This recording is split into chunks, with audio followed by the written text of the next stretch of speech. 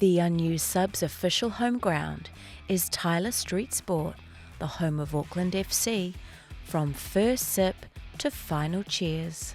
With special thanks to Collinson Forex, leading experts in foreign exchange for over 30 years. And now for this week's episode with Goran Paladin, going one-on-one with Wellington Phoenix head coach GIANCARLO Italiano. Chiefy, a lot of people will remember November 25, 2023, because on that day the Wellington Phoenix were up in Auckland, played a home game back in those days against Melbourne City, and you guys won 1-0. But what many people won't know is that you and I actually shared a moment on the subs bench before kickoff, and I was wearing green trousers and you were wearing a green jacket, and I think we sort of laughed at each other like, oh, you know, between the two of us, we've got a really nice suit going on. And I shared with you the fact that I was on the way out of Sky, totally out of my control. If I had my way, I'd still be working there and still presenting the football coverage to Kiwis all around the country. But you actually had an idea. And do you mind sharing with everybody watching today what that idea was? Yeah, I mean, I don't have as good a memory as you. Oh, come off it. Honestly, I can't even remember what happened yesterday. All I remember was telling you that I think there was a big vacuum in the market for football content, and good football content, not just like, superficial punditry. I think there's a massive demand for interviewing players, keeping everyone up to date with information, almost digging a little bit at what other clubs are doing. And I felt as though when you said that you didn't know whether or not you were going to stay at Sky for whatever reason, I thought, well, you can always segue into a YouTube show or something that is easily accessible. And I just think you've got the right personality for that. And it was a suggestion. I didn't think you were mad enough to take me up on it.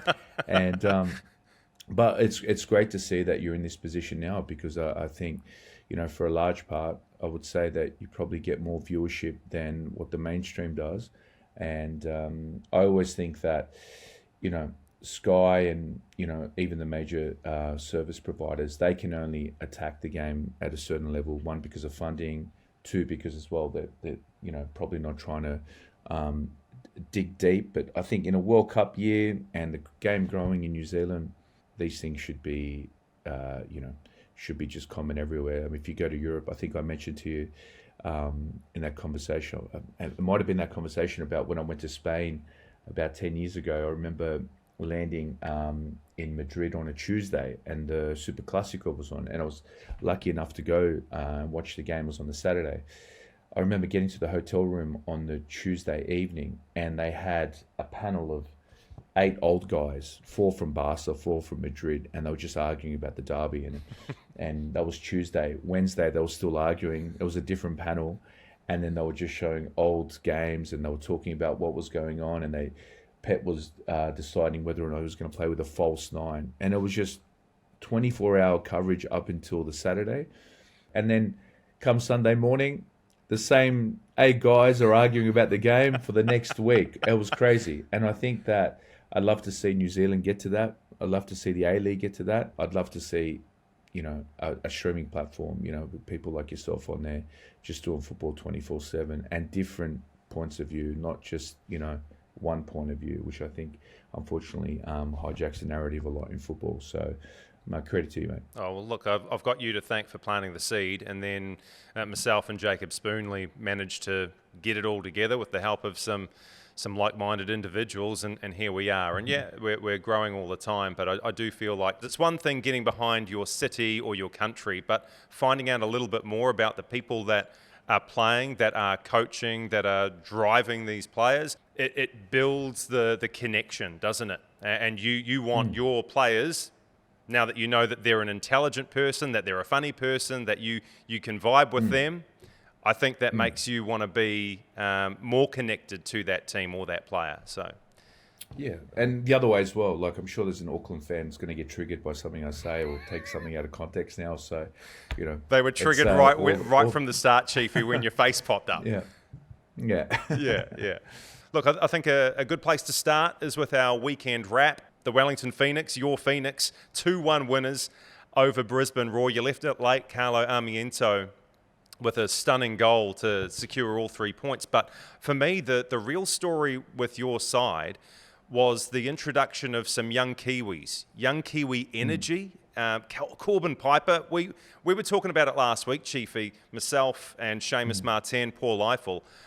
We don't really know what position Corbin Piper fills, but he's just a footballer, and you chuck him out there and he brings energy and desire and passion and physicality, and he gets a job done for you. Between him and Luke Brooks-Smith, they really turn the tide for you.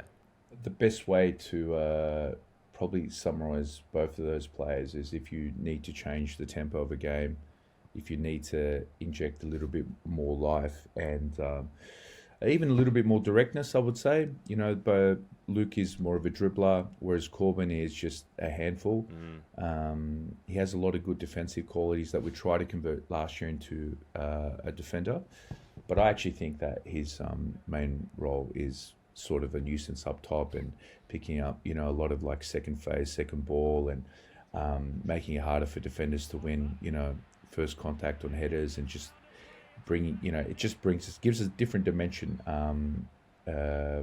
just for our playing style, which is something that, when plan A doesn't work, plan B doesn't work, plan C, plan D, you need to have a variance, to your game. And I think those boys, yesterday when they came on, did really well. But in saying that, I thought even like, Payne got injured early, even Schwenner was like, he wasn't out of place yesterday, which is fantastic, and I felt as though it's been 2 games now where we've kind of grown into games. We take a bit of time to start.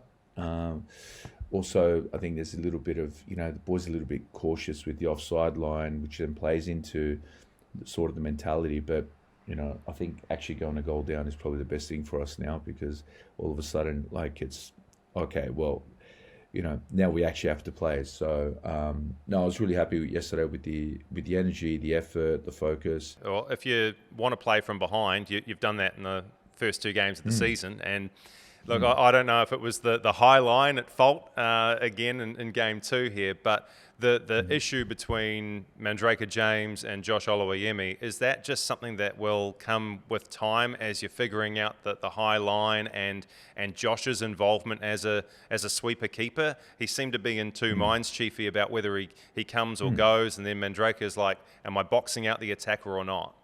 Yeah, so I think for a large part where my frustration was at halftime, it wasn't the fact that it was the high line that caught us out. It was just a simple long ball that happens in a game a million times over, especially when you press well. And I just felt as though there was a lack of communication, and that was it.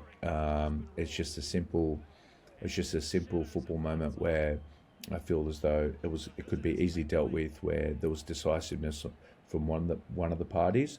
And I think, as well, Joshy and Mandrake haven't played a lot together, so there's still teething issues.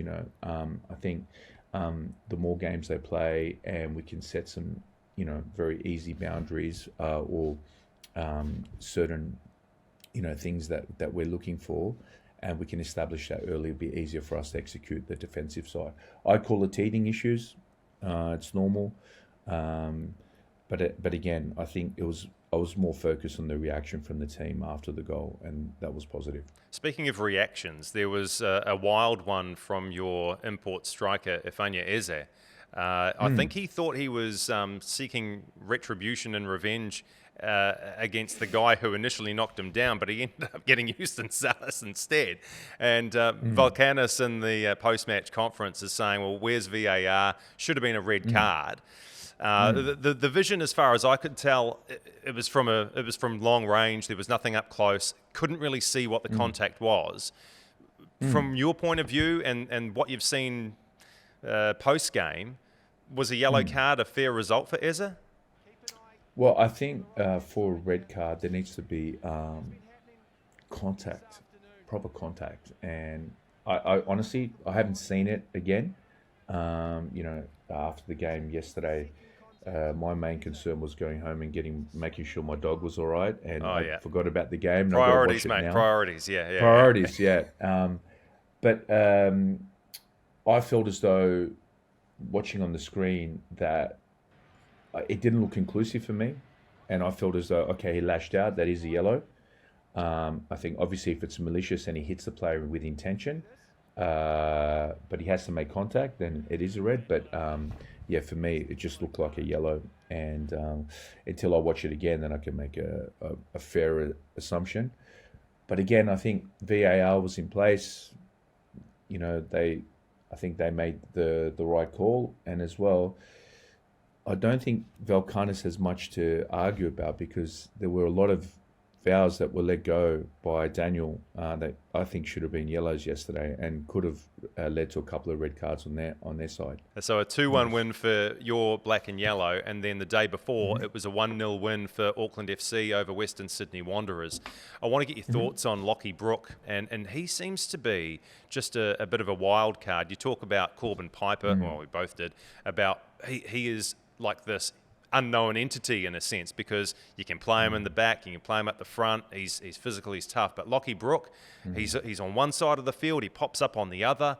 He's got an incredible shot on him from long range. He loves testing the keeper. Good passing game, and at times he will find a way through traffic as well, Chiefy. So what did you make of Lockie Brook's first up effort at home for Auckland FC? So I've known Lockie for a couple of years now. I liked his time when he was at Wanderers. He was a player of interest, and I felt I think he's more of a fluid attacker than he is like a fixed 9 or a fixed 10. So I think it suits him being in a position where he can interchange with 2 or 3 different attackers. But again, that's the reason why he got picked up at an MLS club. He's a exciting prospect, and be a handful when we played them in a couple of weeks. He's coming into a team that's pretty solid in terms of foundation, and he's a good addition for them. So is like a player like Goodwood Reich. I think he's a very good pickup as well. Yeah, we'll talk more about the Auckland FC rivalry with the Wellington Phoenix a little bit later in the show. But you've started really strong, and I reckon that would mean the world to you, given what the Phoenix and yourself have been through over the last 12 months. To pick up 4 points in the first 2 games, is that like a weight off the shoulders a little bit, Chiefy? Not really. No? No, not really. I'd rather have 4 points from 2 games than 0 points from 2 games. I'd rather 6 points, to be Okay. fair. I felt we merited against Perth. I thought we should have won that game. I can't relax. I can't even enjoy the win that much. Like now, I'm just worrying about Mariners. I've always been like that. Yeah, and with winning comes pressure. With losing comes pressure. So again, I'm happy that we're on 4 points. Yes, but it's there's no reason to get excited at the moment. I remember a couple of years ago, before that, the best season in Wellington Phoenix history, and I came down to see you and a few other players at NZCIS and chat ahead of the new season. And I asked you, how are you actually getting on, the transition from assistant coach to head coach? And you basically said to me that you are living and breathing this role. You started very early. You left exceptionally late. You didn't have much time for anything or anybody. Has that changed at all in your what is it now, two and a bit years in charge of the Phoenix? It's probably gotten worse, to be fair. Oh, no. I've had 1 day off. Yeah, 1 day off since I got back from pre-season. So You can't sustain that, Chiefy. Oh, you can. You can. You can. I love this role. I love being immersed in it. I don't think that it's a sort of role that you can spend too much time away from, because there's a lot to deal with, from planning. You have to deal with your staff. You have to deal with your players. You have to make sure that the messaging is on point. There's a lot of reviews. There's a lot of work that goes on behind the scenes. Then you have to deal with stakeholders, the board, football committee. There's a lot that happens. Not that I feel like I'm a control freak or anything, but I just feel like that you need to have attention to detail. And, we have our challenges here at the club. And I feel like if you skimp on that, you will pay for it in the long run. So but I think if you ask any head coach in the league, you ask any head coach across the world, they all go through the same thing. I don't think there are many that take the job lightly. I'm quite pleased to see that you've started well this season. You seem in good spirits. I read the article, the interview that you had with aleagues.com.au, where you admit to having lost yourself to a certain extent the previous season. And, in this chat, I'm going to ask you to be quite vulnerable about how that was. And I feel like I need to reciprocate vulnerability, because a lot of people will say, Goran, he worked at Radio Sport for 17 years. He was on Sky and he covered all this stuff, and he must be doing all right. Look, here he is doing this podcast thing, and how cool must it be? But, I lost myself as well, Chiefy, when I lost my job. And, you go, and look, our situations are completely different, yet they are quite the same, because when you lose yourself, you don't really know how to get back on track. It's very difficult. My situation was, after working in sports media for more than 20 years, in the blink of an eye, I'm almost like persona non grata. I don't have an avenue to do what it is that I'm really passionate about.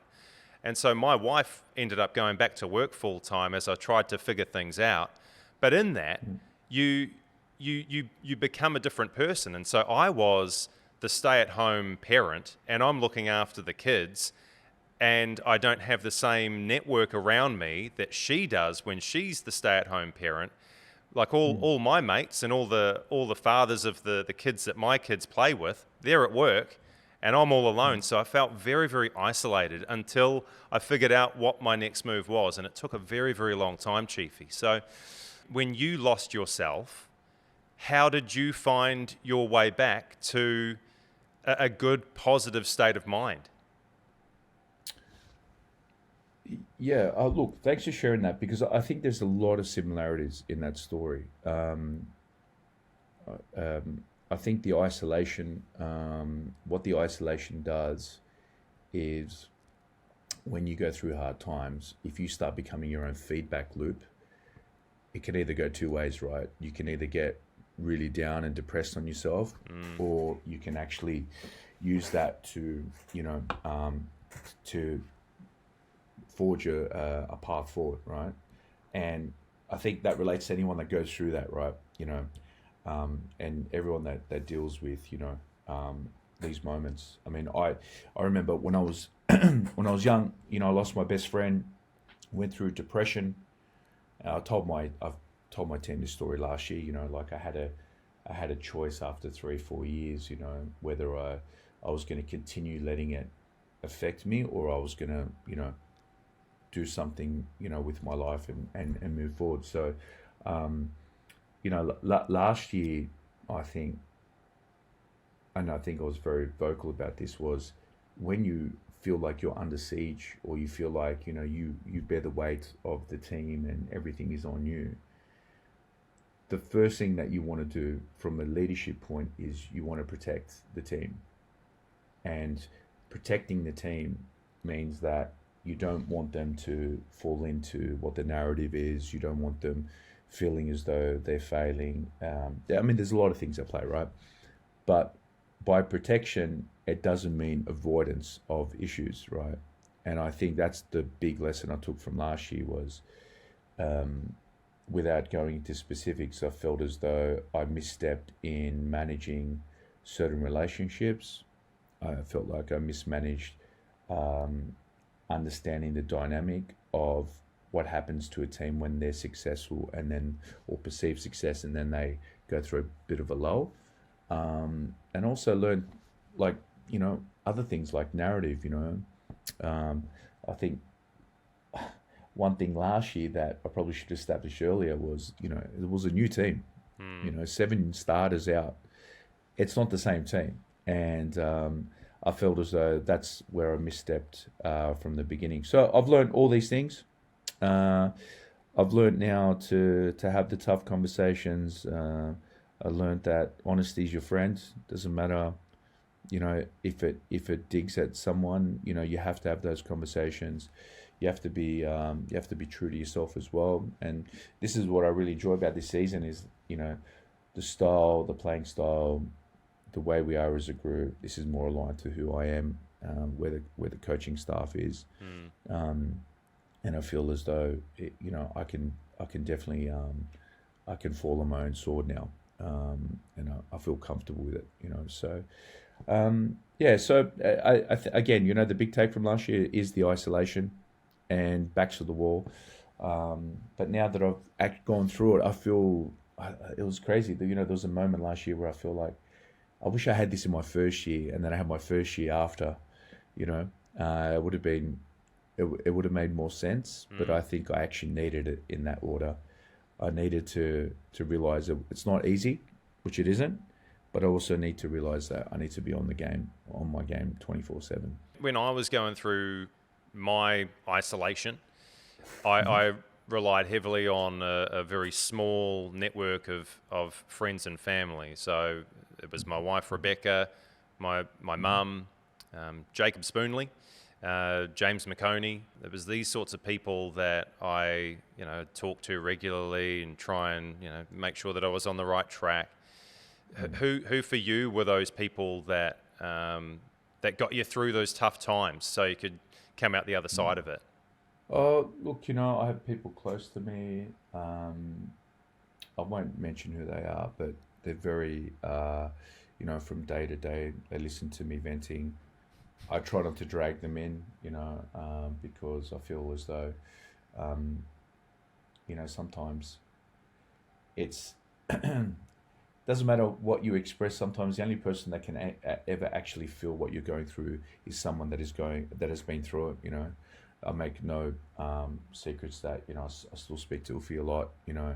We talk quite a bit. I speak to some other coaches in the league. They're the best sounding boards, to be fair. I did actually have a good conversation with Warren Moon. It was towards the end of the year when we played Brisbane. The end of last season, and that was a shambolic game from our squad, from us in general. But I remember having a conversation with him, and after that conversation, I felt, okay, that's someone that's been through what I've been through, gave me some good advice, and I was stoked at the fact that he ended up getting the Mariners job because he's a good guy.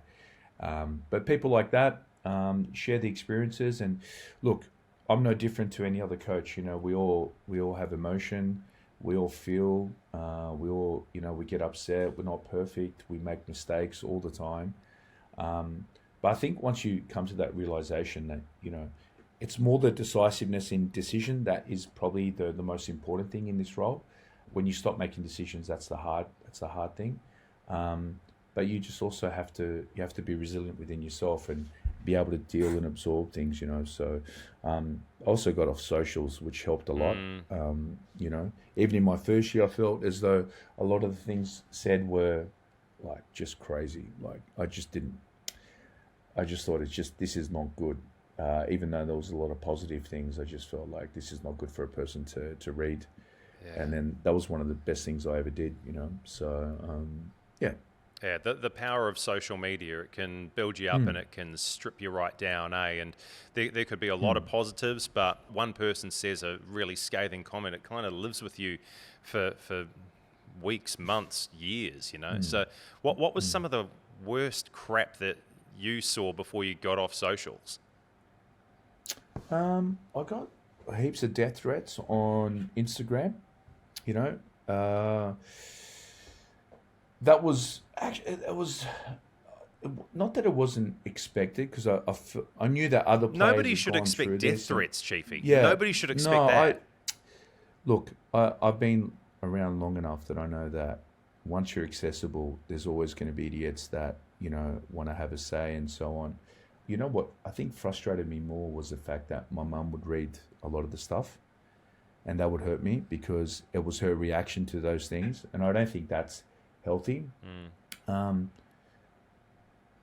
But at the same time, look, you can't stop these things. It doesn't matter how, what policy you put in place and so on, people are going to have an opinion.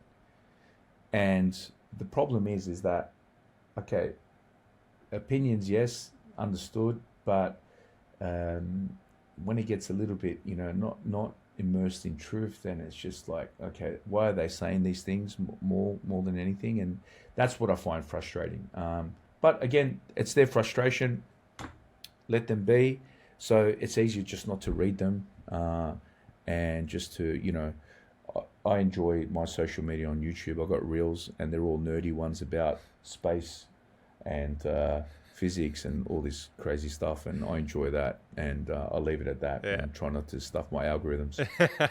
And it's a nice little escape from 24/7 football, no doubt. Look, the frustration, I get it. Like, I'm a football fan as well, and I get frustrated, but I'm not going to blurt something out on social media that goes direct to the person that I might be upset with and say, you should take your own life. Like, that is utterly ridiculous. And anybody who's watching this, please, take the time to think about what you're going to say before you say it, because once it's out there, it's like toothpaste. You can't put it back in the tube. Ever since social media had come about, Facebook posts, scores being posted, it's a common culture.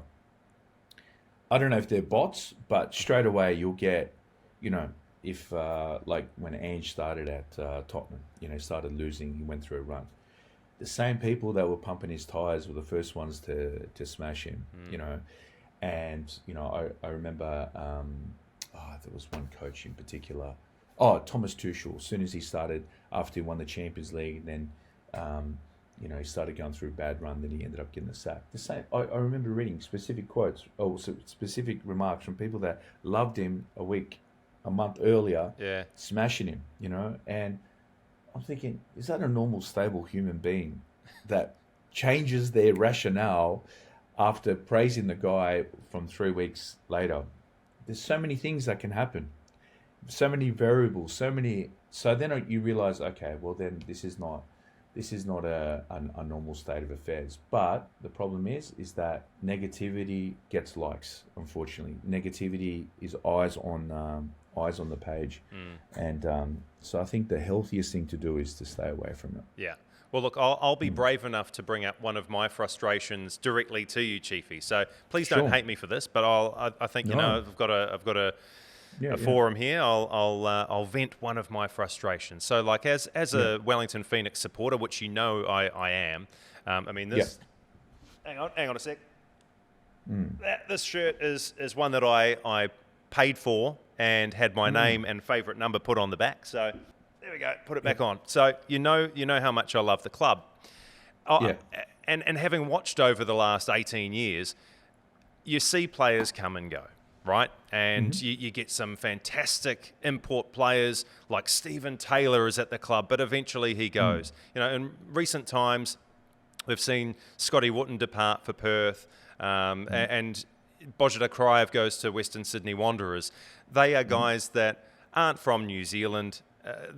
You get attached to them while they're here, but you understand that maybe their journey lies elsewhere. When I look at Costa, and he's a hometown boy, loves the Wellington Phoenix. He started out way back when.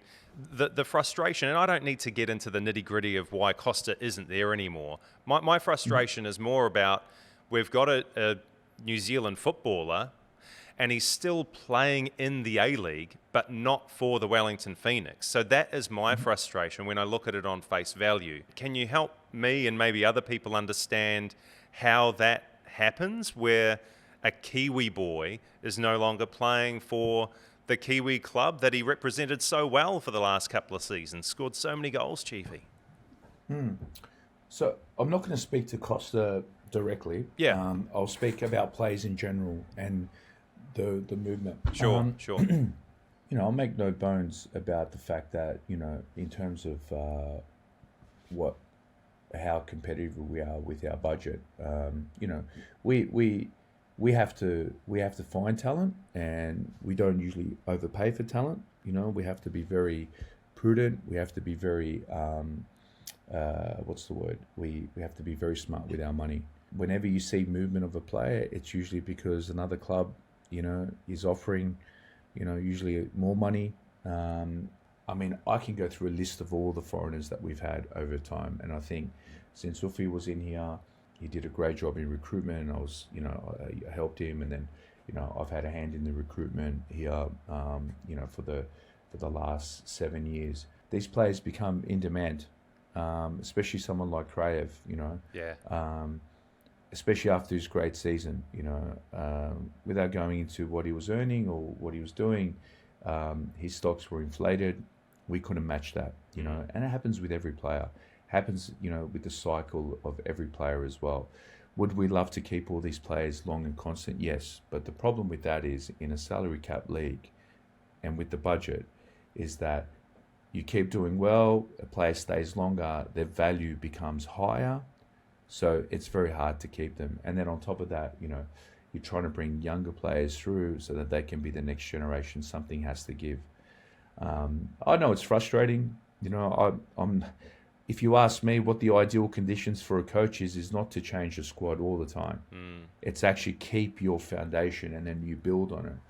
But, unfortunately, Goran, the thing is that, players' expectations change. They feel as though sometimes that they want to go and be with another team, for example, that they feel is more competitive or suits their playing style. They want to go and earn more money. And I get it. It's a normal marketplace. The window for players is very, very small. So they have to capitalize in that small window. Like someone like Kraev, we signed him at 25, 26. He's been in the league now for 4 years. His window is getting smaller to make or capitalize on that money. So do we want to keep the best young Kiwi players, the best Kiwi players here? Yes. But it's not as clear-cut as that, unfortunately. And like someone like Costa, he's always going to be in demand, irrespective of his age, even at the age of 36, 37. I mean, you saw him against City in the first round, he still got it, He's a great player. He did really well for us in the years, that I was here and previous to that, a good player. So he's always going to be in demand.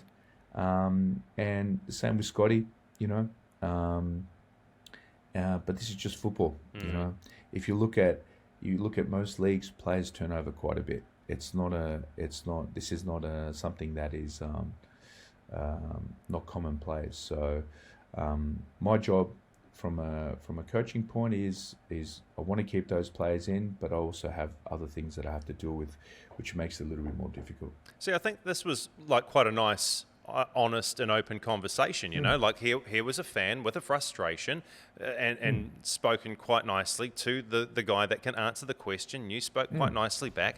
Doesn't have to be a death threat, doesn't have to be mean and nasty on social media, does it?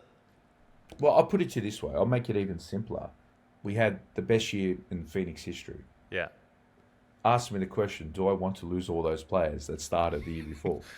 Categorical no. So that's a good start. That's a good starting point.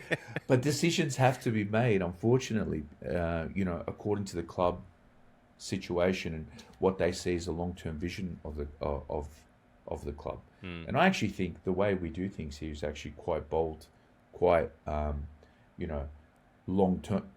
It was crazy. Last year we had 50% of the squad coming from our own, which is. I mean, I don't think any other club at the moment is anywhere close to that. The fruits of those, or where we'll reap the most, is in 4 or 5 years from now, when majority of the starting team is going to come from us. Yeah. And we'll be able to sell our own players, and I like to think significantly less cost as well, which is a great, it's a great way to keep the club sustainable. This is not a venture that generates a lot of profit. I don't think there's any profit at all, So when we sold, those 3 boys after the first year, I think it was a nice influx of money that came and made the club viable. So that's a long-term approach, and sometimes people don't like that. But I can tell you from my point, do I like turning over squad and changing? No, because it disrupts me in terms of what I want to do. But at the same time, the reality is that all the A-League clubs are going through this process as well. And, there's going to be ups and downs, But, from the flip side, if you look at what happened last season with all these players that were being exposed, the young players, the benefit is this season, Walker, Luke Brooksmith, Gab, all these boys have experience, and now we can build with these players this year. And then what I'm thinking is the year after, now they're established, they get to be the next oldies, the next Paulsons, the next Sermons. Yeah. So there is a process to the madness. I feel the fans' frustrations more than anyone. Trust me, I do. I hate losing, and there's nothing worse than coming away from the pitch and feeling that, sometimes the players don't give everything, but it's not that. It's just, sometimes things aren't as linear as what everyone likes, and, but I think the way the club is moving right now is really positive.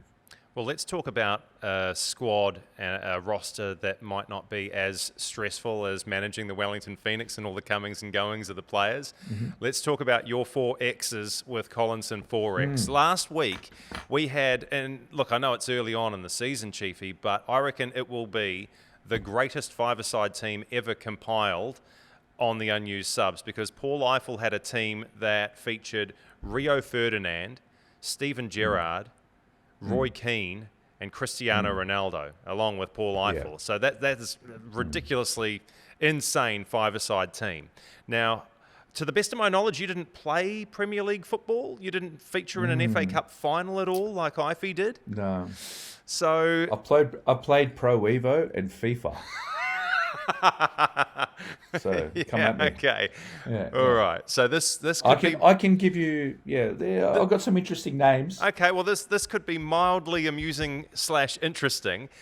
GIANCARLO Italiano, can you please reveal your first X? Who is it? All right. Here's one for you. If you know this name, hats off to you. His name's Ante Seric. I mean, he's probably a relative of mine. Is he Croatian? I don't know the name, Chiefy. He's Croat, and he went to the '98 World Cup with France. He was an Aussie boy, and we played together when we were younger. And he went from the Croatian national coach pulled him up because he saw him as a future left back, and then he played at Parma for a long period. Yeah. So he went to the World Cup in '98. He went to the World Cup in '98. So the same World Cup where Davor Šuker is scoring goals from outside the box for the Croatians. He was on the bench, yeah. Wow. Yeah. Well, that's a big name, mate, to kick things off. Are you still in touch? No, not really. I haven't seen him since he was probably about 18, 19, since he went overseas. So good boy. He played at Verona as well, I think, for about 5-6 years. So that's a good start. That's a great start, mate. It's a better start than I thought we were going to get, in all honesty, mate. Yeah. So, okay, time to reveal your second X, GIANCARLO. I will go Nick Rizzo. Who played one game for Liverpool, played at Crystal Palace for a long time, and was at Ternana in Italy. And he's got a big academy in Australia at the moment. So a very good player. I played with him when we were young as well. Off both feet, actually really, really good. And I think who loved him the most was might have been Terry Venables. Rated him quite a bit. So yeah, good player. Your third X, Chiefy. Okay, so we played together when we were young. He was a goalkeeper coach a long time for Perth, but Danny Milosevic. Hey. Yeah. So we were both like same age roughly. And he went to Leeds, had a long career. I think he played at Celtic for a bit. Very, very good goalkeeper. A lot better than me. Okay, so we've got 2 goalkeepers in our five-a-side team here. Is that what we're saying? Yeah. It's kind of problematic. Yeah.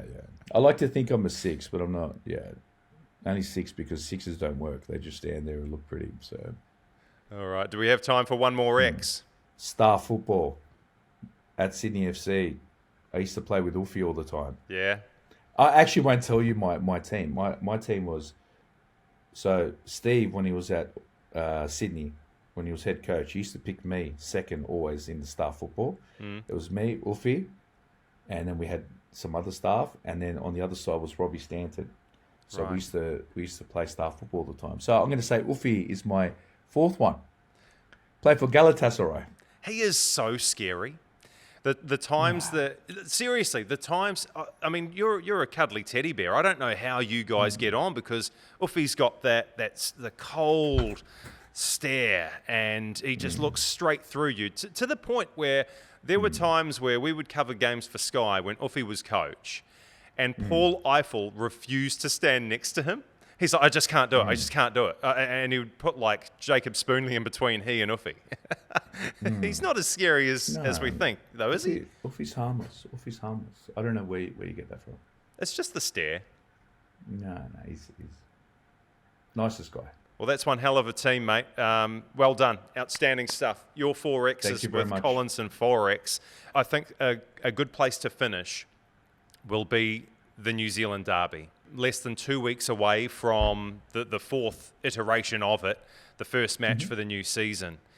And when we were talking a little bit earlier about the hole that you may have found yourself in, losing yourself, the part that Auckland FC played in all of that, with a 3-0 whitewash across those matches, and then the catastrophic 6-1 drubbing at Mount Smart that day. To know that it is just around the corner, what is building within you the feelings and the emotions that you absolutely must get a win in this fixture at all costs to try and correct the errors of last season? I think that's the problem. I think that there was so much put on the games last season. Not from myself. For me, I just look at it as another 3-pointer. And I understand derbies mean a lot to the fans and it's bragging rights and so on.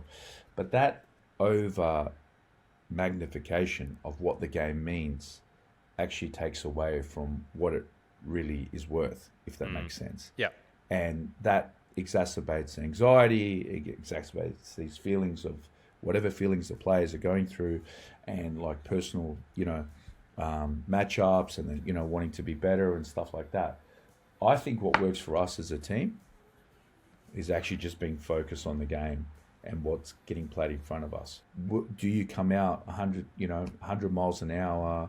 The intensity's there in the game. Yes, 100%. It's normal. But once you start making it about the outcome as opposed to just focusing on the performance, that's where you get lost. And I felt as though the first derby, we shot ourselves in the foot.